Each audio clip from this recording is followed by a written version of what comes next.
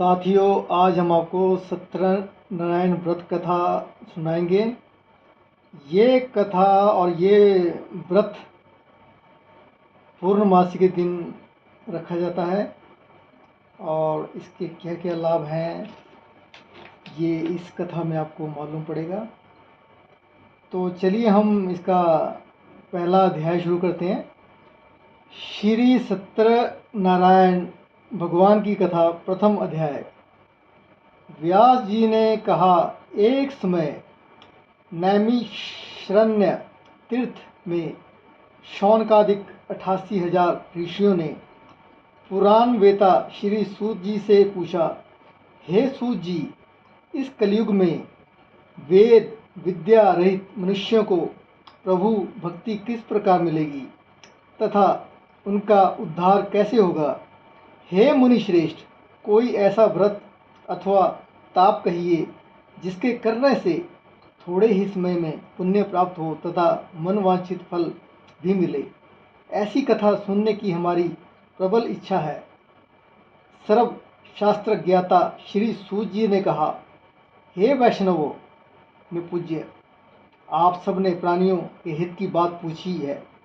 अब मैं उस श्रेष्ठ व्रत को आप लोगों से कहूँगा जिसे नारद जी ने श्री लक्ष्मी नारायण भगवान से पूछा था और श्री लक्ष्मीपति ने मुनि श्रेष्ठ नारद जी को बताया था। यह कथा ध्यान से सुने। एक समय योगी राज नारद दूसरों के हित की इच्छा से सभी लोकों में घूमते हुए मृत्यु लोक में आ पहुँचे। यहाँ अनेक योनियों में जन्मे प्रायः सभी मनुष्यों को अपने कर्मों के अनुसार अनेक दुखों से पीड़ित देखकर उन्होंने विचार किया कि इस यत्न के करने से निश्चय ही प्राणियों के दुखों का नाश हो सकेगा। ऐसा मन में विचार कर श्री नारद विष्णु लोक गए।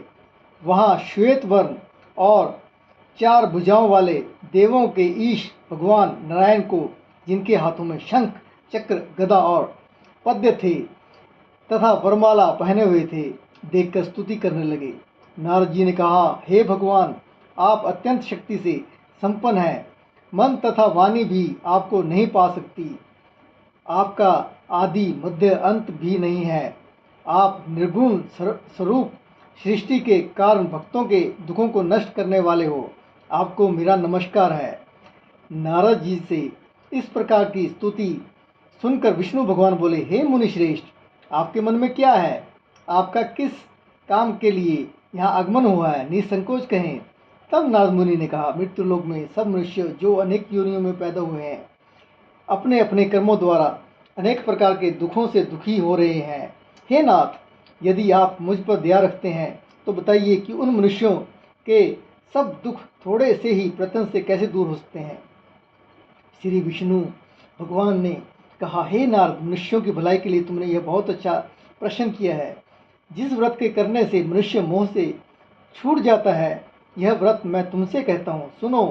बहुत पुण्य देने वाला, स्वर्ग तथा मृत्यु लोक दोनों में दुर्लभ एक उत्तम व्रत है, जो आज मैं प्रेमवश होकर तुमसे कहता हूँ। श्री सत्यनारायण भगवान का यह व्रत विधि विधानपूर्वक संपन्न करके मनुष्य इस धरती पर सुख भोग कर मरने पर मोक्ष को प्राप्त होता है। श्री विष्णु भगवान के वचन सुनकर नारद मुनि बोले, हे भगवान, उस व्रत का फल क्या है? क्या विधान है? इससे पूर्व किसने यह व्रत किया और किस दिन यह व्रत करना चाहिए? कृपया मुझे विस्तार से बताएं। श्री विष्णु भगवान ने कहा, हे नारद, दुख शोक आदि दूर करने वाला यह व्रत सब स्थानों पर विजय करने वाला है। भक्ति और श्रद्धा के साथ किसी भी दिन मनुष्य श्री सत्यनारायण भगवान की संध्या के समय ब्राह्मणों और बंधुओं के साथ धर्म परायण होकर पूजा करे। भक्ति भाव से नैवेद्य, केले का फल, शहद, घी, शक्कर अथवा गुड़, दूध और गेहूं का आटा स्वाया लेवें। गेहूं के अभाव में साठी का चूर्ण भी ले सकते हैं। इन सबको भक्ति भाव से भगवान को अर्पण करें। बंधु बांधवों सहित ब्राह्मणों को भोजन कराएं। इसके पश्चात स्वयं भोजन करें। रात्रि में नाम संकीर्तन आदि का आयोजन कर श्री सत्यनारायण भगवान का स्मरण करते हुए समय व्यतीत करें। इस तरह जो मनुष्य व्रत करेंगे उनका मनोरथ निश्चय ही पूर्ण होगा। हे भक्तराज, तुमसे तो विकराल कलिकाल के कर्म छिपे नहीं हैं। खान पान और आचार विचार को चाहते हुए भी पवित्रता न रख पाने के कारण, क्योंकि जीव मेरा नाम स्मरण करके ही अपना लोक परलोक संवार सकेंगे, इसलिए विशेष रूप से कलिकाल में मृत्युलोक में यही एक लघु और आसान उपाय है, जिससे अल्प समय और अल्प धन में प्रत्येक जीव को महान पुण्य प्राप्त हो सकता है। इति श्री सत्यनारायण व्रत कथा का प्रथम अध्याय संपूर्ण। जय श्री सत्यनारायण। द्वितीय अध्याय। सूत जी ने कहा, हे ऋषियों, जिन्होंने पहले समय में इस व्रत को किया है उनका इतिहास कहता हूँ, आप सब ध्यान से सुने। सुंदर काशीपुर नगरी में एक अत्यंत निर्धन ब्राह्मण रहता था। वह ब्राह्मण भूख और प्यास से बेचैन होकर नित्य पृथ्वी पर घूमता था। ब्राह्मणों से प्रेम करने वाले श्री विष्णु भगवान ने ब्राह्मण को दुखी देखकर एक दिन बूढ़े ब्राह्मण का रूप धारण कर निर्धन ब्राह्मण के पास जाकर आदर के साथ पूछा, हे विप्र, तुम नित्य ही दुखी होकर पृथ्वी पर क्यों घूमते हो? हे श्रेष्ठ ब्राह्मण, यह सब मुझसे कहो, मैं सुनना चाहता हूँ। दरिद्र ब्राह्मण ने कहा, मैं निर्धन ब्राह्मण हूँ, भिक्षा के लिए पृथ्वी पर फिरता हूँ। हे भगवान, यदि आप इससे छुटकारा पाने का कोई उपाय जानते हैं तो कृपया कर मुझे बताएं, मैं आपकी शरण में हूँ। वृद्ध ब्राह्मण का धूप धारण किए हुए श्री विष्णु भगवान ने कहा, हे ब्राह्मण, श्री सत्यनारायण भगवान मनोवांछित फल देने वाले हैं, इसलिए तुम उनका पूजन करो, जिसके करने से मनुष्य सब दुखों से मुक्त हो जाता है। इसी के साथ दरिद्र ब्राह्मण को व्रत का सारा विधान बतलाकर बूढ़े ब्राह्मण का रूप धारण करने वाले श्री सत्यनारायण भगवान अंतर ध्यान हो गए। जिस व्रत को वृद्ध ब्राह्मण ने बतलाया है, मैं उसको अवश्य करूँगा, यह निश्चय कर वह दरिद्र ब्राह्मण घर चला गया। परंतु उस रात्रि उस दरिद्र ब्राह्मण को नींद नहीं आई। अगले दिन वह जल्दी उठा और श्री सत्यनारायण भगवान का व्रत करने का निश्चय कर भिक्षा मांगने के लिए चल दिया। उस दिन उसको भिक्षा में बहुत धन मिला, जिससे उसने पूजा का सब सामान खरीदा और घर जाकर अपने बंधु बांधवों के साथ भगवान श्री सत्यनारायण का व्रत किया। इसके करने से वह दरिद्र ब्राह्मण सब दुखों से छुटकारा, अनेक प्रकार की संपत्तियों से युक्त हो गया। उस समय से वह विप्र हर मास व्रत करने लगा।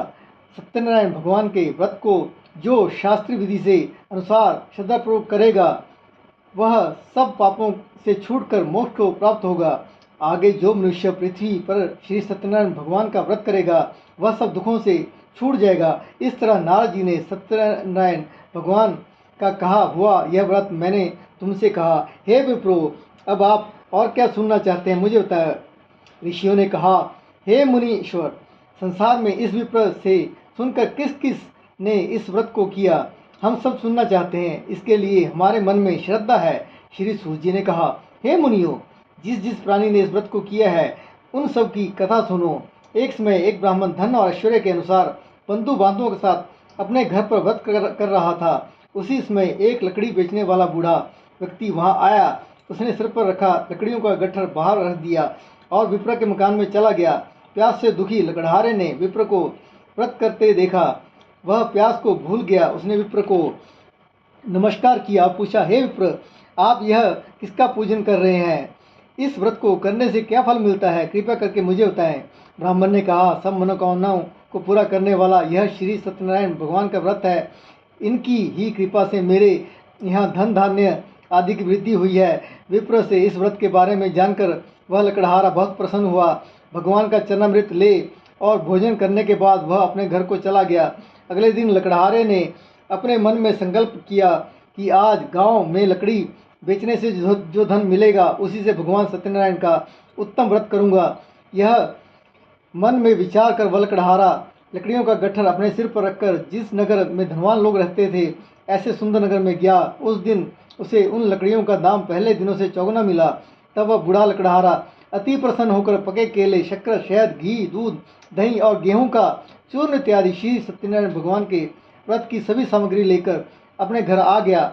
फिर उसने अपने बंधु बांधवों को बुलाकर विधि विधान के साथ भगवान का पूजन किया और व्रत किया। उस व्रत के प्रभाव से वह बूढ़ा लकड़हारा धन, पुत्र आदि से युक्त हुआ और संसार के समस्त सुख भोग कर वैकुंठ को चला गया। इति श्री सत्यनारायण व्रत कथा का द्वितीय अध्याय संपूर्ण। जय श्री सत्यनारायण। तृतीय अध्याय। श्री सूत जी ने कहा, हे श्रेष्ठ मुनियों, अब आगे की एक कथा कहता हूँ। पूर्व काल में उल्कामुख नाम का एक महान बुद्धिमान राजा था। वह सत्यवक्ता और जितेंद्रिय था। प्रतिदिन देव स्थानों पर जाता तथा गरीबों को धन देकर उनके कष्ट दूर करता था। उसकी पत्नी कमल के समान मुख वाली और सती साध्वी थी। भद्रशिला नदी के तट पर उन दोनों ने श्री सत्यनारायण भगवान का व्रत किया। उस समय वहाँ साधु नामक एक वैश्य आया। उसके पास व्यापार के लिए बहुत सा धन था। वह वैश्य नाव को किनारे पर ठहराकर राजा के पास आया। राजा को व्रत करते हुए देखकर उसने विनय के साथ पूछा, हे राजन, भक्ति युक्त चित्त से यह आप क्या कर रहे हैं? मेरी सुनने की इच्छा है, कृपया आप यह मुझे भी बताएं। महाराज उल्कामुख ने कहा, हे साधु वैश्य, मैं अपने बंधु बांधवों के साथ पुत्रादि की प्राप्ति के लिए महाशक्तिमान सत्यनारायण भगवान का व्रत व पूजन कर रहा हूँ। राजा के वचन सुनकर साधु नामक वैश्य ने आदर से कहा, हे राजन, मुझे भी इसका सब विधान बताएं। मैं भी आपके कथनानुसार इस व्रत को करूँगा। मेरे भी कोई संतान नहीं है। मुझे विश्वास है इससे निश्चय ही मेरे भी संतान होगी। राजा से सब विधान सुन व्यापार से निवृत्त हो वह वैश्य आनंद के साथ अपने घर आया। वैश्य ने अपनी पत्नी से संतान देने वाले उस व्रत का समाचार सुनाया और प्रण किया कि जब मेरे संतान होगी तब मैं इस व्रत को करूँगा। साधु ने यह वचन अपनी पत्नी लीलावती से भी कहे। एक दिन उसकी पत्नी लीलावती आनंदित हो संसारिक धर्म से प्रवृत्त होकर श्री सत्यनारायण भगवान की कृपा से गर्भवती हो गई। 10वें महीने में उसने एक सुंदर कन्या को जन्म दिया। दिनों दिन वह कन्या इस तरह बढ़ने लगी जैसे शुक्ल पक्ष का चंद्रमा बढ़ता है। कन्या का नाम कलावती रखा गया। तब लीलावती ने मीठे शब्दों में अपने पति को स्मरण दिलाया कि आपने जो भगवान का व्रत करने का संकल्प किया था, अब आप उसे पूरा कीजिए।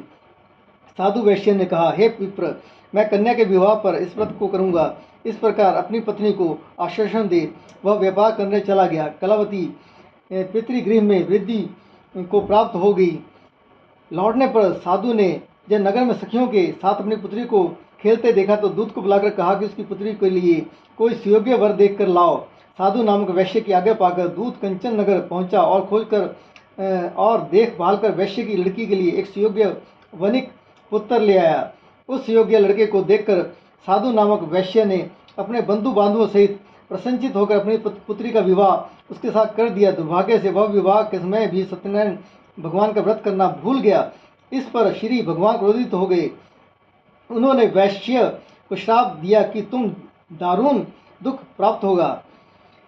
अपने कार्य में कुशल साधु नामक वैश्य अपने जमाता सहित नावों को लेकर व्यापार करने के लिए समुद्र के समीप स्थित रत्नासारपुर नगर में गया। दोनों ससुर जमाई चंद्रकेतु राजा के उस नगर में व्यापार करने लगे। एक दिन भगवान सत्यनारायण की माया से प्रेरित एक चोर राजा का धन चुराकर भागा जा रहा था। राजा के दूतों को अपने पीछे वेग से आते देखकर चोर ने घबराकर राजा के धन को वहीं नाव में छुपाकर रख दिया जहाँ से ससुर जमाई ठहरे हुए थे और भाग गया। जब दूतों ने उस साधु वैश्य के पास राजा के धन को रखा देखा तो ससुर जमाता दोनों को बांधकर ले गए और राजा के समीप जाकर बोले, हम ये दो चोर पकड़कर लाए हैं, देखकर आज्ञा दें।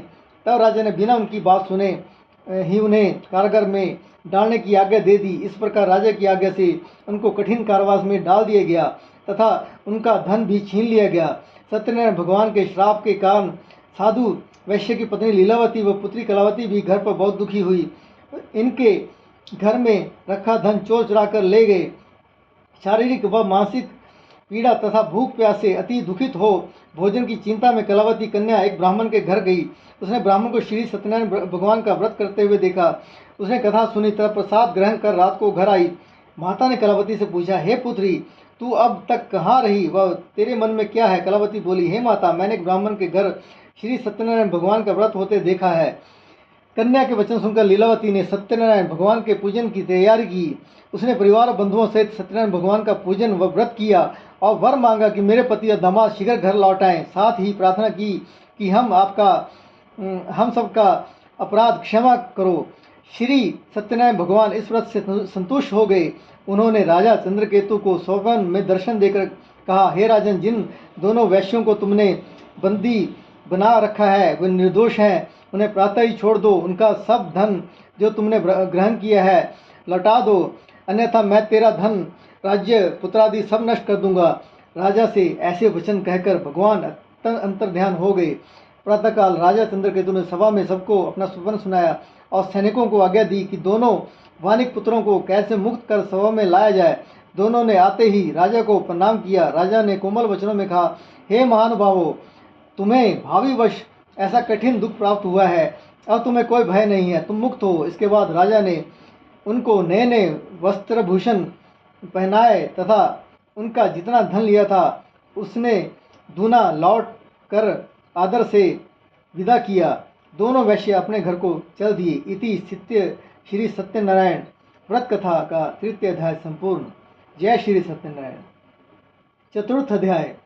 श्री सूत जी ने आगे कहा, वैश्य ने मंगलाचार करके यात्रा आरंभ की और अपने नगर को चला।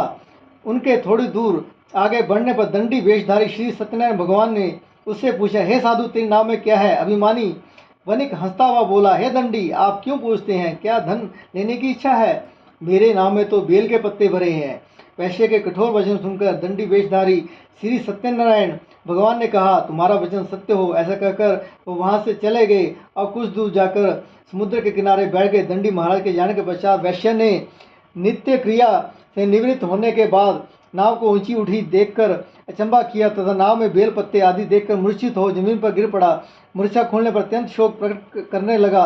तब उसके जमाता ने कहा, आप शोक न करें, यह दंडी महाराज का श्राप है, अतः उनकी शरण में ही चलना चाहिए, तभी हमारी मनोकामना पूरी होगी। जमाता के वचन सुनकर वह साधु नामक वैश्य साधु महाराज के पास पहुंचा और अत्यंत भक्तिभाव से प्रणाम करके बोला, मैंने जो आपसे असत्य वचन कहे थे उनके लिए मुझे क्षमा करें। ऐसा कहकर महान शोकातुर हो रोने लगा। तब दंडी भगवान बोले, हे वानिक पुत्र, मेरी आज्ञा से बाबा तुझे दुख प्राप्त हुआ है, तू मेरी पूजा से विमुख हुआ है। साधु नामक वैश्य ने कहा, हे भगवान, आपकी माया से ब्रह्मा आदि देवता भी आपके रूप को नहीं पहचान पाते, तब मैं अज्ञानी भला कैसे जान सकता हूँ? आप प्रसन्न होइए, मैं अपनी समर्थ के अनुसार आपकी पूजा करूँगा, मेरी रक्षा करो और पहले के समान मेरी नौका को धन से पूर्ण कर दो। उसके भक्ति युक्त वचन सुनकर श्री सत्यनारायण भगवान प्रसन्न हो गए और उसकी इच्छा अनुसार वर देकर अंतर्ध्यान हो गए। तब श्वशुर व जमाता दोनों ने नाव पर आकर देखा कि नाव धन से परिपूर्ण है। फिर वह भगवान सत्यनारायण का पूजन कर साथियों सहित अपने नगर को चला। जब वह अपने नगर के निकट पहुंचा तब उसने एक दूत को अपने घर भेजा। दूत ने साधु नामक वैश्य के घर जाकर उसकी पत्नी को नमस्कार किया और कहा, आपके पति अपने दामाद सहित इस नगर में के समीप आ गए हैं। लीलावती और उसकी कन्या कलावती उस समय भगवान का पूजन कर रही थी। दूत का वचन सुनकर साधु की पत्नी ने बड़े हर्ष के साथ सत्यदेव का पूजन पूर्ण किया और अपनी पुत्री से कहा, मैं अपने पति के दर्शन को जाती हूँ, तू कार्य पूर्ण कर शीघ्र आ जाना। परंतु कलावती पूजन एवं प्रसाद छोड़कर अपने पति के दर्शन के लिए चलेगी। प्रसाद की अवज्ञा के कारण सत्यदेव ने रुष्ट हो उसके पति को नाव सहित पानी में डुबो दिया। कलावती अपने पति को न देखकर रोती ही जमीन पर गिर गई। नौका को डूबा हुआ तथा कन्या को रोती हुई देख साधु नामक वैश्य दुखित हो बोला, हे प्रभु, मुझसे या मेरे परिवार से जो भूल हुई है उसे क्षमा करो। उसके दीन वचन सुनकर सत्यदेव भगवान प्रसन्न हो गए। आकाशवाणी हुई, हे वैश्य, तेरी कन्या मेरा प्रसाद छोड़कर आई है, इसलिए इसका पति अदृश्य हुआ है। यदि वह घर जाकर प्रसाद खाकर लौटे तो इसे इसका पति अवश्य मिलेगा। आकाशवाणी सुनकर कलावती ने घर पहुंचकर प्रसाद खाया और फिर आकर अपने पति के दर्शन किए। तत्पश्चात साधु वैश्य ने वही बंधु बांधवों सहित सत्यदेव का विधि पूर्वक पूजन किया। वह इस लोक का सुख भोगकर अंत में स्वर्गलोक को गया। इति श्री सत्यनारायण व्रत कथा का चतुर्थ अध्याय संपूर्ण। जय श्री सत्यनारायण। पंचम अध्याय। श्री सूत जी ने आगे कहा, हे ऋषियों, मैं एक और भी कथा कहता हूँ, सुनो। प्रजापालन में लीन तुंगध्वज नाम का एक राजा था। उसने भगवान सत्यदेव का प्रसाद त्याग कर बहुत दुख पाया। एक समय राजा वन में वन्य पशुओं को मारकर बड़ के वृक्ष के नीचे आया। वहाँ उसने ग्वालों को भक्ति भाव से बंधु बांधवों सहित श्री सत्यनारायण जी का पूजन करते देखा, परंतु राजा देखकर भी अभिमानवश न तो वहाँ गया और न ही सत्यदेव का भगवान को नमस्कार ही किया। जब ग्वालों ने भगवान का प्रसाद उसके सामने रखा तो वह प्रसाद त्याग कर अपने नगर को चला गया। नगर में पहुंचकर उसने देखा कि उसका सब कुछ नष्ट हो गया है। वह समझ गया कि यह सब भगवान सत्यदेव ने ही किया है। तब वह उसी स्थान पर वापस आया, ग्वालों के समीप गया और विधि पूर्वक पूजन कर प्रसाद खाया। तो सत्यनारायण की कृपा से सब कुछ पहले जैसा हो गया और दीर्घकाल तक सुख भोग कर मरने पर स्वर्गलोक को चला गया। जो मनुष्य इस परम दुर्लभ व्रत को करेगा, श्री सत्यनारायण भगवान की कृपा से उसे धन धान्य की प्राप्ति होगी, बंदी बंधन से मुक्त होकर निर्भय हो जाता है, संतानहीन को संतान प्राप्त होती है तथा सब मनोरथ पूर्ण होकर अंत में वह वैकुंठ धाम को जाता है। जिन्होंने पहले इस व्रत को किया, अब उनके दूसरे जन्म की कथा भी सुनिए। शतानंद नामक वृद्ध ब्राह्मण ने यह व्रत किया, जिसने सुदामा के रूप में जन्म लेकर श्री कृष्ण की भक्ति कर मोक्ष प्राप्त किया। उल्कामुख नाम के महाराज इस व्रत के पुण्य से राजा दशरथ बने और श्री रंगनाथ का पूजन कर मृत्यु के बाद वैकुंठ धाम को प्राप्त हुए। साधु नाम के वैश्य ने सत्य प्रतिज्ञ राजा मोरध्वज बनकर अपने पुत्र को आरे से चीर कर मोक्ष प्राप्त किया। यह भी इसी व्रत का फल है। इसी तरह भगवान तुंगध्वज स्वयंभू मनु हुए।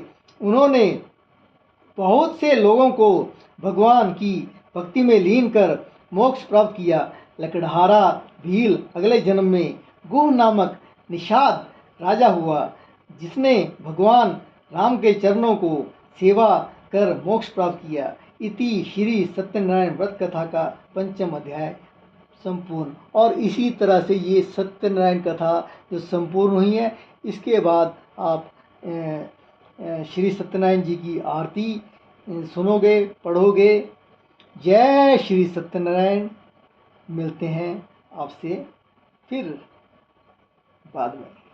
धन्यवाद।